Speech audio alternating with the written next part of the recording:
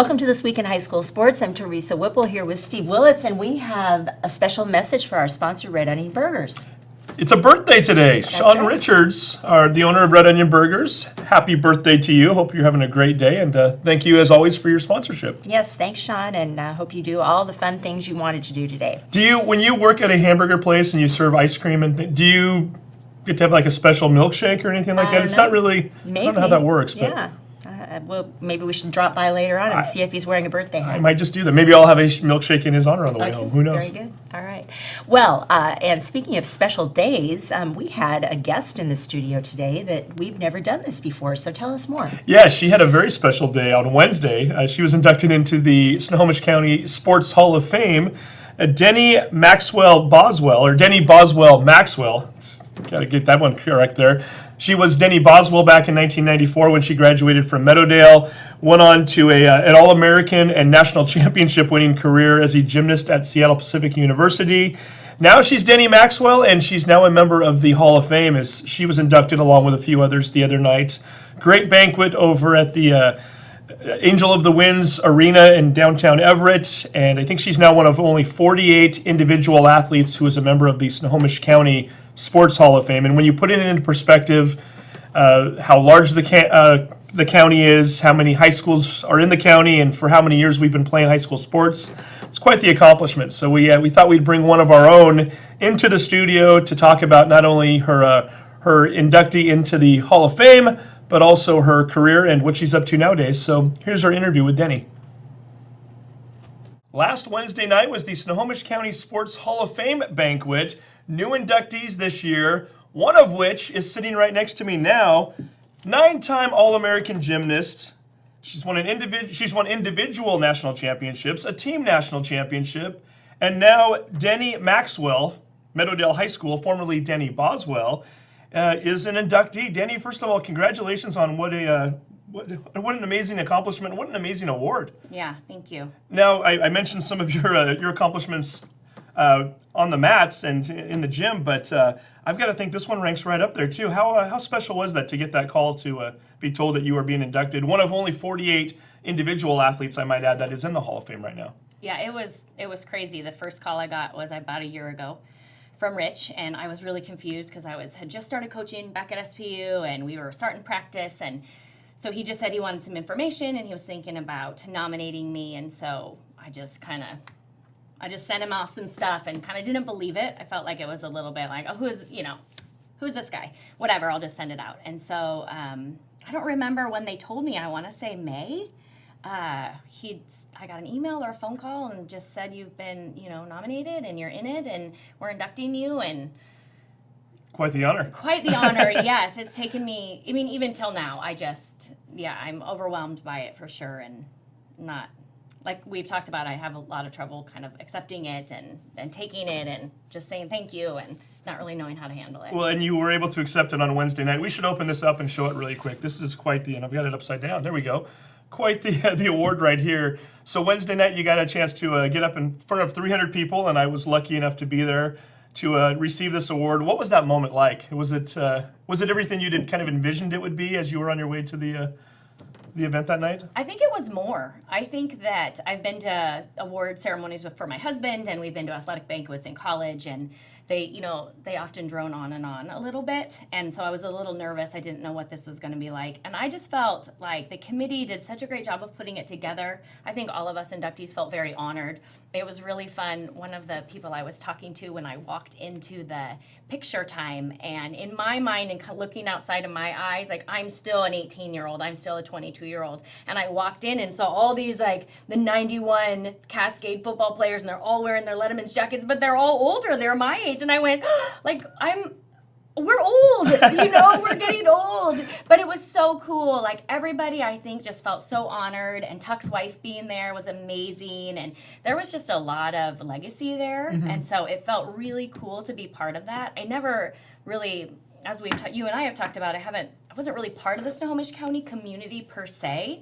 And so this was my first opportunity to really see the community and the sports community and how amazing it really is. So I was really impressed and really even more honored that night than I was when I knew that I was going there but hadn't been there yet. And a lot of just fabulous stories and great athletes. And Janet Kusler, who was at Snohomish and I think is the all-time Washington State University basketball rebounds and scoring leader. Richie Chambers, who was an All-American won state championships in track and field, wrestling, and played football at the University of Washington, and some of the other stories there. Did you get a chance to talk to some of the athletes and mingle a little bit? Or? I did, especially Janet, and then I can't remember the gal that was sitting next to me, the track runner. Oh, Church from Yes, Stanwood. from Stanwood, yeah. You know, because we were kind of next to each other doing our nervous things and reminding each other to pick up our boxes after. There were just some fun things that you get to experience in those positions that you don't otherwise. And so, yeah, really great chance talking to them. I talked to the dad of the ball boy of that team, and he had passed away, and so he was coming to pick up his honor. And so that was really cool and special, and I love that they brought the ball boy. I love that they really understood what team means and that component that it takes everyone. It takes the trainers and the ball boys and the people who, I don't know, wash the laundry. Like, everything has to be done. And so I really loved that they honored everyone for that team. It was really cool. A special night indeed. Yeah. As far as what got you there, we should mention again, Meadowdale High School, class of 1994. Gymnastics, certainly a sport. When you think about high school athletics, you don't think about gymnastics because it's not necessarily offered everywhere. In fact, it's not offered at Meadowdale now and was not offered then, right? So tell me a little bit about how you got started in your gymnastics career. I think I was bouncing off the walls would be my guess. I know my mom used to say, Deni, you're not in trouble, but could you just go to your room because mommy needs a break. So I think that they just needed to get me busy and put me in it, and I kind of just loved it. I loved being busy and moving my body, and so it was a good spot for me. But I think my parents were really good at letting me guide my sport, and if I wanted to be done, I broke my hand in high school, not because of gymnastics, because I was messing around with a kid in the halls, and we were seeing who could punch who longer. And I broke my hand, and so I had to be done. Or I didn't have to be done, but I didn't get to go on my trip to Hawaii, which was a road trip for us. And so I was like, I'm done. And they're like, okay. And then it was probably like a month later. I was like, oh, I miss it. I need to go back. And so my parents were great at letting me guide my sport, and I think that's what allowed me to stay in it and not get burned out and be able to go as far as I went. And we talk about the camaraderie in sports at the high school level so often, and how it brings students together and it gives them a chance to kind of get to know each other a little bit and form bonds. I'm guessing you probably didn't get that as much at Meadowdale. Did people know you were involved in gymnastics? Was it something that people kept an eye on and kind of asked you about from time to time in the hallways? Or Probably my my friends, like my close friends obviously knew because I wasn't doing after school stuff and I wasn't doing or hanging out very much. But I would say overall the school probably didn't know very much, other than if I was going on a road trip or going somewhere that I had to miss school, then I would have to get an excused absence. But I would say for the most part, people didn't really know. now, as far as you're going from high school to the collegiate career, which you went at SPU, Seattle Pacific University, we see often at times when we're at baseball games or basketball games, there will be college coaches or college recruiters will be coming through the gym and keeping an eye on some of the players and trying to figure out who they want for their college programs. I've got to think it's a little bit different for gymnastics. What exactly was your recruiting process back in the day? And maybe you can kind of even correlate that to what it is now, because you do some recruiting for Seattle Pacific and their gymnastics program. Yeah. The recruiting process for me, I think a lot of times the way that they do it is, at least in Washington, some of the other states, they do have more high school gymnastics at maybe a higher level, but at least in our area, we didn't have it. So the coaches would either come to the club or we would put together our VHS tapes, like I told you, and send them off and send letters, and then they would make phone calls. And I was really blessed to be at Falcon Gymnastics at the time, and so Laurel Tyndall, the head coach there then, as well as now, just took an interest in me and gave me some phone calls and watched me and asked me to join her program. Did you know, or did you have a general idea, even at the high school level, that you had the capability of becoming a 9-time All-American and to win national championships? Were you a late bloomer, so to speak, or what? Tell me a little bit about what level you were competing at as you got to Seattle Pacific. Yeah, no, I would never say that I was a flashy gymnast or like a standout to anybody. I think that I just kind of was a little bit of a steady Eddie, and I would definitely say I was a late bloomer, and I had the opportunity to have phenomenal coaches in college that at the Division II level, you're always teaching your athletes new skills. Like that's one of the great things I love about Division II is that we recruit athletes who aren't done. And Division I, you typically, I don't know if it's fair to say typically, but those athletes are really at their peak, and then you try to maintain them through those next 4 years. Interesting. And in Division II, we're looking for those kind of diamonds in the rough that we can then polish up so that by the time they're seniors, they're really shining. And I feel like that's what Laurel did for me, and Michael Chaplin, who's at Oregon State now. He was amazing too. He was my main coach during my college time with Laurel. And I think that they just kind of maybe saw something in me or just gave me the opportunity to kind of keep growing and keep learning. Because I feel like, I mean, I was okay. I competed level 10, which is the top JO level. I went to level 10 nationals that year, but I wasn't remarkable. And then I would say even my 4 years in college, I just kind of stayed consistent. I trained hard, I worked hard, got hurt, pushed hard, pushed back, got back, and then I learned some good skills and peaked my senior year for sure. And we should mention too, coming out of your senior year of high school, you were injured. So or I guess going into your senior year. So perhaps maybe they even took a little bit of a chance on you, knowing that when letter of intent day or signing day was coming around the corner, you weren't even healthy, right? Right. Yeah. I think I might have done spring signing. So I did compete my senior year, so I made it back. I must have gotten injured. It's so hard to remember now. Must have gotten injured early in summer. So I got back, and I think I did spring signing, which is scary. Spring signing is, you just never know if scholarships are going to still be available by spring. So, signed then, and she did. I really do think she took a chance on me, and I think she continued to take a chance on me. Every year, I injured my back through the freshman year with a stress fracture in my back, and then I had stress fractures through both my legs. And so I had to wear a cast for a whole month on my body from like here to here for a month. And this was right in summer. And then I had to have a plastic brace that I had to wear 23 hours a day for 2 more months. And so by the time I was done, I couldn't hold myself up in the shower. Like I would have to hold myself on the walls and then get it back on because everything was so weak. And I remember walking into my coach when I walked in with this. Can you imagine being like a freshman in college woman and you're wearing this like bulky cast? Like it was very embarrassing. And I just walked in and just said, please don't give up on me. I'm going to be back. I'll be back. And then that following season, I qualified for Division I regionals in the all-around. So incredible. Yeah, I feel like those are my things. Those are the moments I feel like are not as important as the awards, but just that journey that I challenged and pushed myself through. I think we tend to think of gymnastics as the glamour sport. We watch it during the Olympics every year and we see all the smiling faces, but we forget very injury-riddled sport, right? Yeah. I mean, this is not something that you come away from unscathed if you do it long enough, right? Yeah. So how many different, what types of injuries have you had over? A couple broken ankles, broken hand, like I said, but that was not gymnastics. Dislocated elbow, I stress fracture in my back, stress fractures in both my legs, which actually healed really well when I healed my back because I wasn't allowed to do anything. Tendonitis, that actually hurts a lot. Mm-hmm. It's very painful. So I had that throughout my whole body. But I would say after that freshman year and having that time off and that healing time, I was able to stay pretty strong and just have kind of aches. Like I definitely was all taped up. I'm sure you've seen some of the photos. Both my ankles are taped and we have wrist braces and things. But I would say those last couple years, I stayed pretty healthy after that. And tell us a little bit more about some of the accomplishments. I mean, we've mentioned the 9-time All-American and the national championships. What events were your specialties or what did you primarily participate in? I did all 4 events my sophomore and senior year. My junior year, I got a little too mental. Couldn't stay on the beam, so I got pulled from lineup.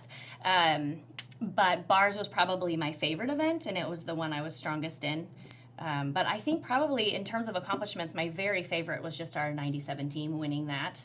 The team component is so great in college, different than in club, and different when you're in high school and you're being just an individual athlete.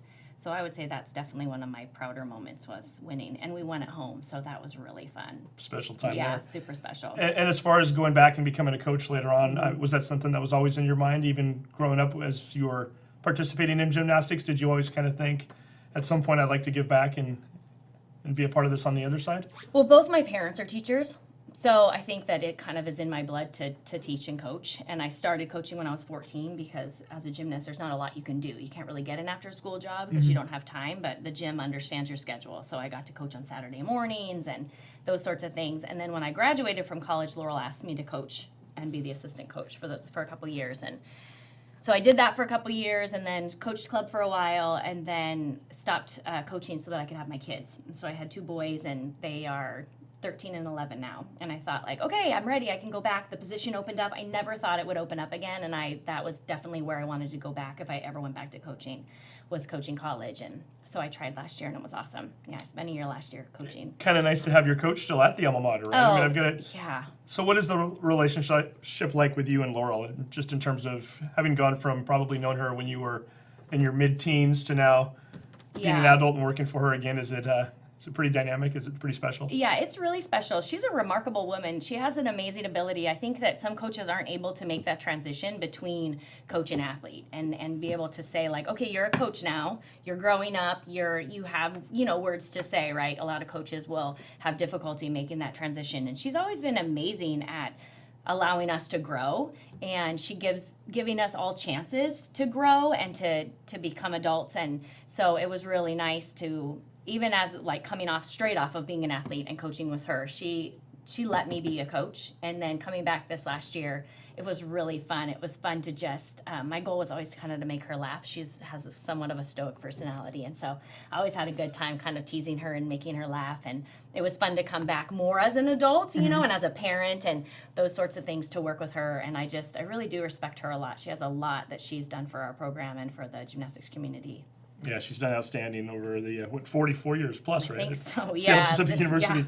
And one last thing I wanted to touch upon too. We mentioned Meadowdale a little bit, but because of the fact that we do broadcast in the South Snohomish County area and through the Edmonds School District, favorite memories from being a Meadowdale chief, not a Meadowdale Maverick? What do you recall from your high school days? And I did play soccer for my junior year when I was taking a break to heal my back. Apparently, I heard it in high school too. So I really enjoyed playing soccer. That was a fun opportunity to be part of the school in a way that I hadn't been before. And I hadn't played soccer since elementary school. So it was weird. It was definitely like this kind of new sport. I had to run. Like gymnasts aren't endurance athletes. So that was new. But I was fast and aggressive. And so the coach put me in defense and just said, like, kick the ball, get it out of there. So I had a lot of fun doing that. I think we even maybe qualified for like the beginning of the state tournament that year. So that was fun.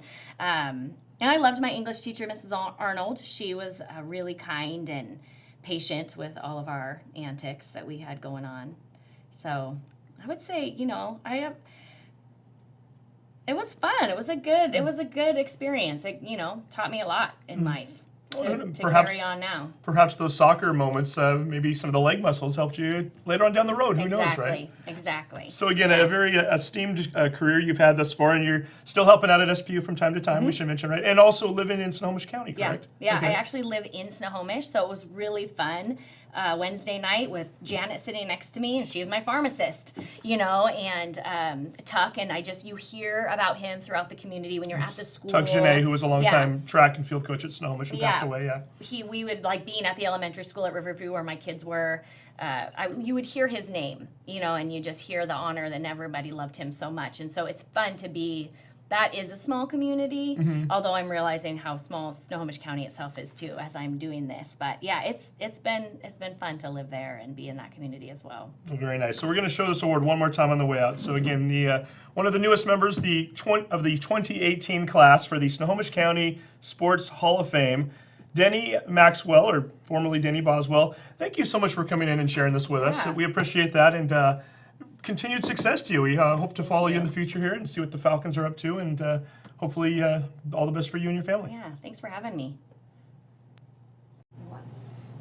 I'm really glad you had a chance to talk with her and the injuries that she recovered from through her career. It's incredible. Yeah, I think we always glamorize gymnastics, and we see it during the Olympics every year, and we think everybody's having fun and there's lots of smiles, but it's a rough sport on the body, and certainly anybody who's been a gymnast for a long period of time has gone through their share of injuries. And Deni's no different, as you could attest to from hearing that interview. Yep. Well, and now we're going to shift to tennis, right? Yeah. We mentioned them last week, and they just keep continuing to impress. The Edmonds Woodway, the Warriors, 3 more matches this week, defeating all 3 of their opponents 7-0. So in other words, all 4 of their individual matches on each day they won, as well as all 3 of their doubles contests. So they are now 51-5 on the year when you take into account well, they're 8-0 as a team. Right. But when you accumulate all their match points together, 51 wins and 5 losses, which is incredible when you think about how individual the sport is and how everybody's going their own way and playing in these matches. So the Warriors right now are just rolling, and they're going to look to continue that this week. They've got home matches on Monday against Mountlake Terrace and then Shorewood on Thursday. So congratulations to the Warriors. I did write down a few names just to give them a shout out. So their top 4 players against Meadowdale anyway, their individual players were Will Milanaro, Jordan McGivron, Ty Starchman, and TJ Oliver. Those are just the 4 individual players. We didn't even mention the doubles guys. So congratulations, Warriors, and keep up the good work. Yeah, that's great. Okay, and then now it's soccer. Yeah, girls soccer, a big week for them. A few of our teams picking up really nice victories over the past week. The Linwood Royals getting it done on Tuesday over Oak Harbor. Bailey Roberts and Madison Hinkle each scoring goals in a 2-1 victory. 2 first-half goals, I should mention, and they held on for the win. Edmonds Woodway picking up a double overtime victory over Arlington this past week. Kira Hicks, who we've had in studio before, Kira picking up the game-winning goal on that particular match. And then the Mountlake Terrace Hawks getting their first victory of the year Thursday night, 1-0. I was going to say double overtime, single overtime for that one, against Marysville-Pilchuck. The senior, Abbi Johnson, picking up the game-winning goal. So we thought, why not bring Abbi in along with the other captain, Emma, and talk a little Mountlake Terrace Hawks soccer. Here's the interview we did with them. Mountlake Terrace High School girls soccer team that picked up a very impressive overtime victory on Thursday night. A 1-0 win over the Marysville-Pilchuck Tomahawks. And joining us right now, the 2 captains on the team. Yes. 2 seniors, Abbi Johnson on the end, who has played for the Hawks varsity team all 4 years. And Emma Agricola, who has been a varsity player for 3 years now. Girls, first of all, congratulations, first win of the year. Thank you. Emma, I'll have you start off talking about it a little bit. 0-0 after 80 minutes, so hard-fought game. You're a defender, yeah. so any close calls, so to speak? A couple, because the girls, they're very big, they're very physical, so when, they get through the midfield and they get through, the last couple defenders, then I'm the last one besides the goalkeeper, and so this girl was dribbling in the box, so, I went down and I slide tackled her, cleanly, in the right way, otherwise it would have been a foul, a PK, and she probably would have scored if I hadn't, gone down, so that was a little terrifying, but I could hear Alvin on the side going, "What are you doing? Don't do that!" Saved the day, though. Exactly. So I was just like, oh, okay. So you were able to stop them from scoring a goal, and Yes. then this young lady over here ended the game. Golden goal, a winner. You got the only goal of the game, and again, in overtime, it's golden goal, so once you score, it's over immediately. Yeah. Had you ever had a golden goal before? No, I don't think so. Not on the high school team, at least. I don't even know if I've scored on the high school team, which is really exciting for me now. But yeah, it was amazing. We did our usual kickoff where we kick it to the corner of the field as hard as we can, and Avery Coleman was there, and she got us the throw-in, and she is the best throw-ins I've seen in a long time, and she threw it in the box, and it bounced around, and then finally a defender kicked it out, and I ran up and shot it as hard as I could, and it went into the corner of the goal off a defender's foot. So how far out were you when you shot the... Maybe like 20, 25 yards out. So not an easy goal then. You were out there a Yeah. ways. Was it one of those shots where as soon as it left your foot you thought, this has got a chance? No, not at all. Actually, I thought it was going straight down the middle, and I was so scared. I was like, great, it's just another shot right into the keeper's hands. But their defender, who had been stopping us all game, she was this huge girl. She tried to block it, but it went off her foot and right into the corner of the goal. And it was a bullet. I mean, there was nothing she could have done about that ball. And people told me that a lot. They were like, that ball was going to go in no matter what. And it was really, really exciting. After the game, everybody's jumping and screaming, and I'm like, did this really happen? It was really fun. Emma, where were you at on the field? Did you have a pretty good vantage point for that one? Oh, yeah, because they always, put a forward right there, and so it's if the forward gets the ball, it's kind of one-on-one, but as soon as I saw Abbi, shoot that ball, I just kind of ran up to her, and I was like, oh, my gosh, that was so amazing. Everybody just kind of ran up and was congratulating her and just giving everybody so much love, so that was really cool. That was awesome. Let the celebration begin. And by the way, for doing so, Abbi, with the game winner, she's going to be our Action Jackson Plumbing Player of the Week. So you get a T-shirt out of it as well. So thank you so much. Absolutely. So go ahead and enjoy great. that. Thank you. And let's hear a little bit about, before we talk about your teammates, each other. Abby, why don't you start off? Tell me a little bit about Emma and what kind of a teammate she is and what it's like playing with her. Well, I actually played with her on club a little bit a few years ago, and she has great energy. And I was announced captain at the end of last year, and I pushed so hard for Emma to be my co-captain. Her positivity always brings us up because a lot of us girls, like, I know me especially, when I see something on the field and I just scream, like, I'm like, get the ball, like, I'm like kind of more negative, and Emma always comes back right away, positive, like she hypes everyone up and she makes everyone like feel like a team again when other people are just screaming at each other, and I love that about her. And she's just, on top of her amazing personality, she's an amazing player. I can always count on her to get the ball when anyone screws up. It's awesome. Sounds like a great teammate. Yeah. Do you have a great teammate next to you here? Oh, of course. Abby's the rock of the team because everybody can count on her. Like, she's always at every practice. She's always, helping everybody out when they need something. You host every team bonding. Like, you're so welcoming. Like, your personality is just so, like, bubbly and warm, and, it makes everybody feel like a family, and I think that's a great, dynamic. Thank you. Very nice. Oh, it's pretty warm and sweet. And we kind of need that on this team because you're two senior captains, and I'm looking at this roster here. I need two hands to count it all. 7 freshmen on the varsity team this year? 6 seniors, 7 freshmen, It's and not crazy. much in between. I was going to say, there's not a lot of junior and sophomore presence on here. So what's that dynamic like? And what's it like not only for the team, but also for team captains? What is it like to kind of bring the freshmen along and to make sure that everybody feels like they're one big unit, even though there's an age gap there, Emma? Well, I like to think of it as like we're all a really big, huge family, and I wanted the freshmen to feel very welcome, and we have a freshman as our keeper for varsity, and starting as a freshman, that's very like nerve-wracking, especially as a keeper, because that's just so much pressure on one person. They unfairly get the blame at times, exactly. right? Yeah. And so, we always just like, I always tell her to like shake it off, like actually like shake her hands, because, whenever a mistake happens, then, you're focusing more on like, why am I doing this, rather than, what just happened. So it's nice to like get your mind off that, and like, I always tell her, I work hard for you, you work hard for me, like we're all a big, huge family. So, it's just keep the energy up, keep it positive, because as soon as you start playing with like a negative mindset, then it's like, that's when big mistakes start happening. And I've got to think it's tough too, because with the 3-year age gap, you don't necessarily grow up playing with them, right? I mean, so some of these freshmen, Abby, you've probably you saw them for the first time when they walked on campus, right? I mean, actually, we went to, I don't know if you know this, last year we didn't have a JV team at all, so we struggled quite a bit with our varsity and cutting a lot of people. But this past year in like June or May, we went to the middle school. We went there and we got as many emails and phone numbers as we could to get girls coming out. And I think we actually had 15 freshmen try out.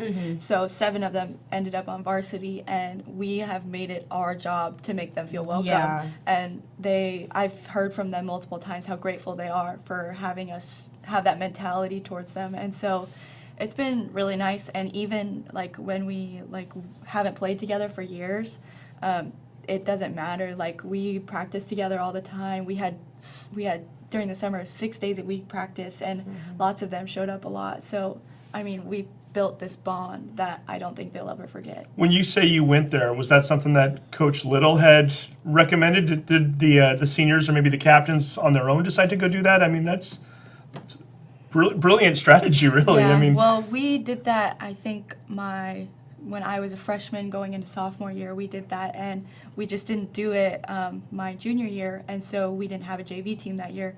But this year we were like, we have to go back and do that again. And I don't know if you know this, but the middle schools actually have soccer teams now for girls and boys.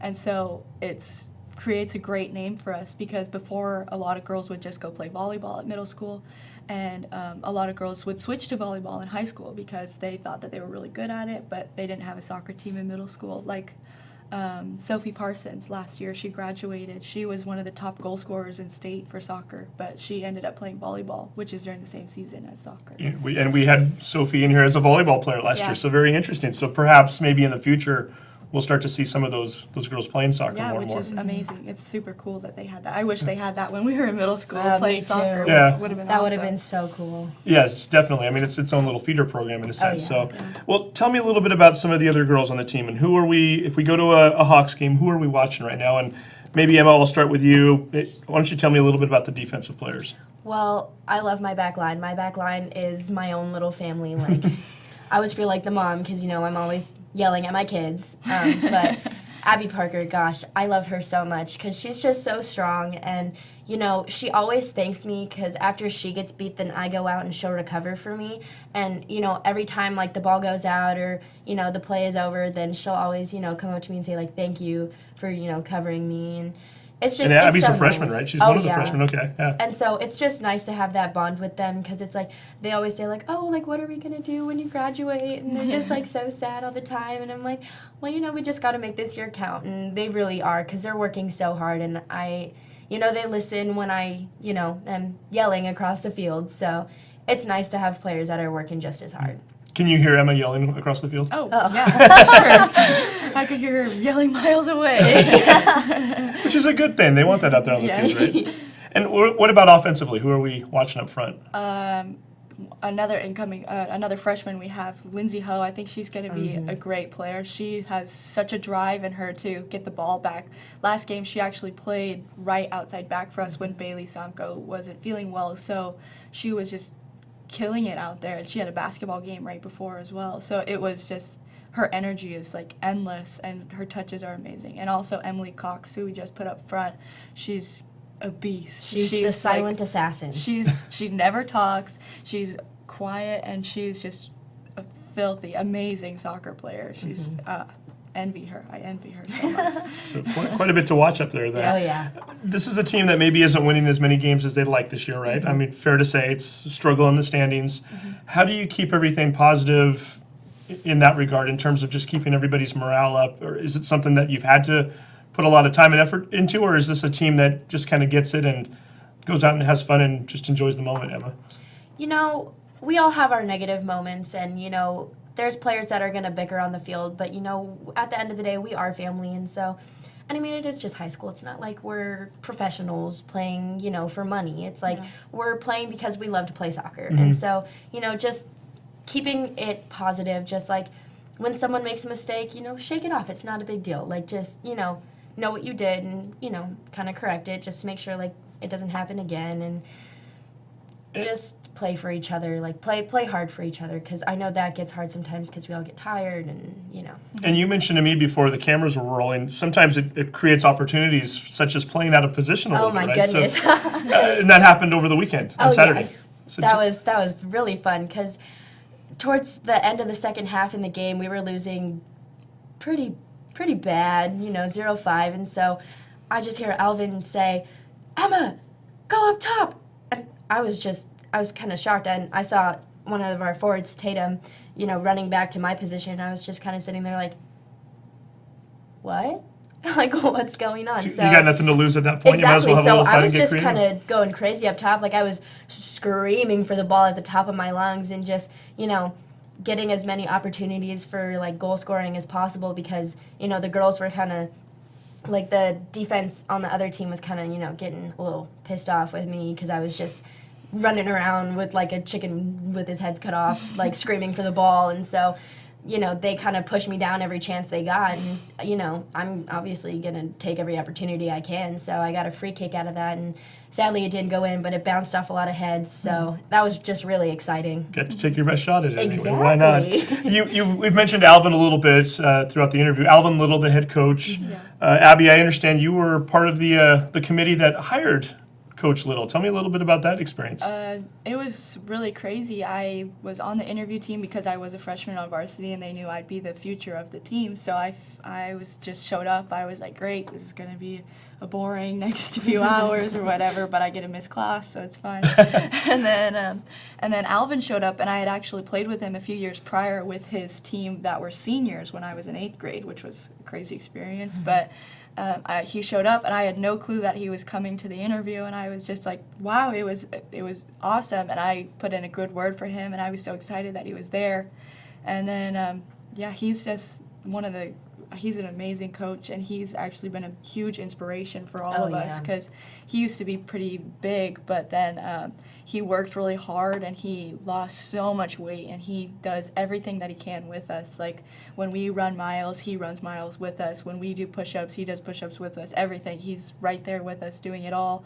and he's just been a huge inspiration. I remember last year he told us, hey guys, we're going to have a meeting on the field, and it'll only take a little bit. And he walked all the way from his house in like Edmonds all the way to Mountlake Terrace High School and walked back just for a 5-minute meeting at the high school. And That it is was just crazy. like, you are insane. That's what we were all thinking. The type of person you want to give it all for and just Yeah. go out and play as hard as you can.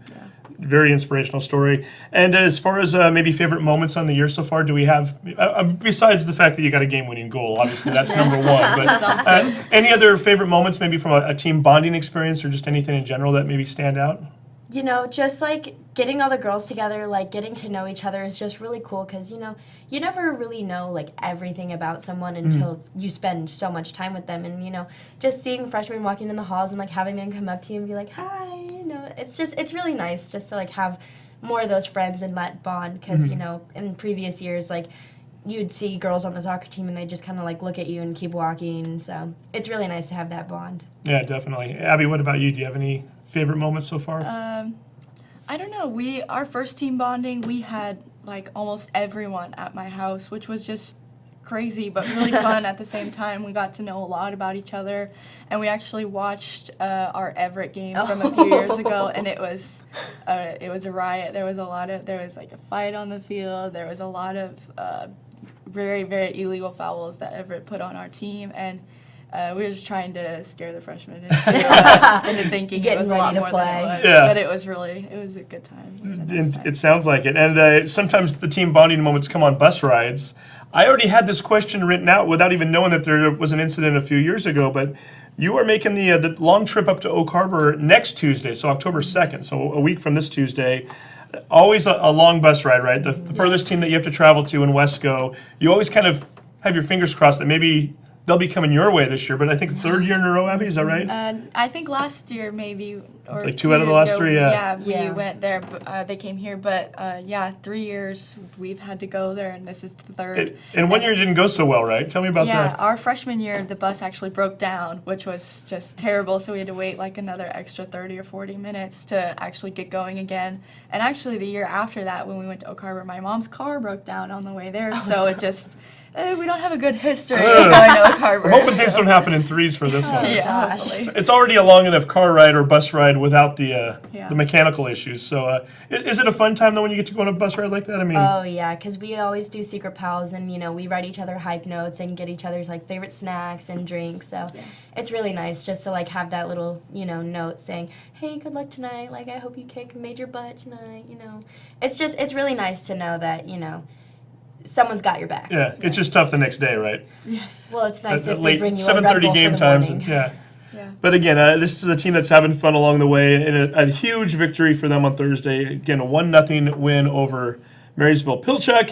If you want to watch them play a home game, and we say home game in parentheses there because it's Linwood High School that you play your Never home games actually at. home. Yeah. You're going to be there 7:30 this Thursday night against Arlington, so if folks can get out there and watch the team. Hopefully it'll be a good game. It should be a fun one to see and, Oh, and to yeah. watch. And then again, they head to Oak Harbor, and then you're at Edmonds Woodway the following Thursday. So again, plenty of opportunities coming up for the Hawks, and we certainly wish them nothing but the best.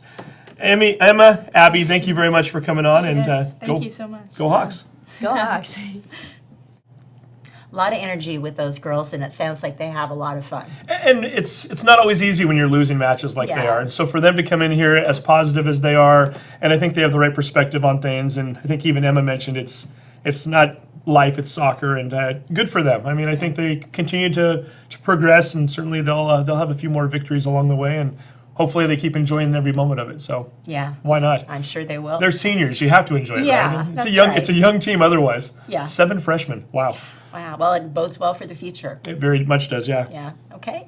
Well, we're moving on to football, and we had a big game, Jam the Stands. Jam the Stands, always a big game, right? Edmonds Woodway and Meadowdale, they get to meet one time a year, and Friday night, 5 p.m. last Friday was that night, and Meadowdale coming out victorious. 41-20 was the final score. Meadowdale picking up their second consecutive victory, and that also leads to our male Action Jackson Plumbing Player of the Week. We're going to give this one, there were a couple of candidates in this game, but we're going to give it to Hunter Moen, the quarterback. He accounted for 5 touchdowns. I think he threw for 3 touchdowns, ran for 2 more, had over 400 yards of offense. So Hunter, you've come close to winning this already this year, but now we're finally going to give it to you. So congratulations, and for your efforts, you are the Action Jackson Plumbing Athlete of the Week, Player of the Week. So we'll get you that T-shirt, and nicely done by the Mavericks. Speaking of nicely done, and speaking of 2 consecutive victories, the Mountlake Terrace Hawks also picking up another victory on Friday night as they defeated Anacortes 25-8. A game that didn't get off to a very good start for them. They fumbled the opening kickoff, and Anacortes picked it up and ran it back for a touchdown. Mountlake Terrace did not give up another point the rest of the way as they, again, pick up the nice win. I should mention, too, first league game for Mountlake Terrace since joining the Northwest Conference League, which is a football-only league. So Mountlake Terrace will still be participating in the Wesco Conference along with their 3 other Edmonds School District schools for other sports. But Mountlake Terrace now up in that football league, so they can now claim that they're still undefeated in league play, and will look to continue that as they go up to Seaholm on Friday night. So good luck to the Hawks. Great. I'm sure glad you're keeping track of all those league changes because I'm having a hard time. It's not easy. Yeah, we've gained new teams into Wesco this year with Archbishop Murphy and Cedar Crest, and then Mountlake Terrace goes away for football only, and then we bring everybody back together for the other sports. And yeah, a lot of movement and a lot of different teams in different places that we're still kind of trying to wrap our minds around. But it's been interesting. Okay. And we should also mention for football, Linwood, Edmonds, Woodway this Friday. Both teams looking for their first win, and we don't have ties in football at the high school level, so somebody's got to win. Somebody's got to win. So we'll see what happens with the Warriors and the Royals, and we'll talk about that next week. Okay, so what other sports do we have to talk about? Yeah, we can mention a few. Volleyball. It was not a good Tuesday last week. I'll just throw this out there. All 4 of our Edmonds School District teams not only losing, but losing 3-0. So we didn't even win a set on the volleyball matches on Tuesday. Linwood turned that around on Thursday. They picked up a 3-0 victory over Marysville-Getchell. I did write down a couple of names we want to mention there. Ashley Anderson for Linwood, 32 assists, 10 digs, 6 service aces, and 2 blocks. So a great job, Ashley. And then Riley Monin, 15 kills, 12 digs, and 3 service aces. So get a few volleyball players' names out there while we can. And we'd like to mention also that 3 of the teams will be at home this week in action if anybody wants to get out and support local volleyball. Meadowdale has a home match on Monday, Mountlake Terrace has a home match on Wednesday, and then Linwood on Thursday. So get on out there and support some of our volleyball players. Cross country, don't have any results to report because we could sit here with a huge list and do that for days. But I did want to mention that next Saturday is a big weekend for all of our cross country teams. Linwood, as we know from a previous interview, they're heading down to Portland for the Nike Portland Invite. So best of luck to the Royals down there. Edmonds, Woodway, and Meadowdale will be participating in the Twilight Invitational, which is over at the Cedar Crest Golf Course in Marysville, and that's always one of the better events of the year for cross country. A lot of runners look forward to that one. And then Mountlake Terrace is heading over to Yakima, so certainly a little traveling in the future for all 4 of our cross country teams, so we wish them well. And then we should also mention that swimming is going on right now, so if anybody wants to get out and support our local swimmers, Linwood and Mountlake Terrace will both be taking on Shorewood over at the Linwood Pool on Tuesday at 2:45 p.m., and then Meadowdale and Mountlake Terrace will also be taking on one another at the Linwood Pool on Thursday. So plenty of action going on right now. It's fall sports season, and that's what we get this time of year. That's right. Yep. So good luck to all our teams, and we will be back again next week to give you all the results.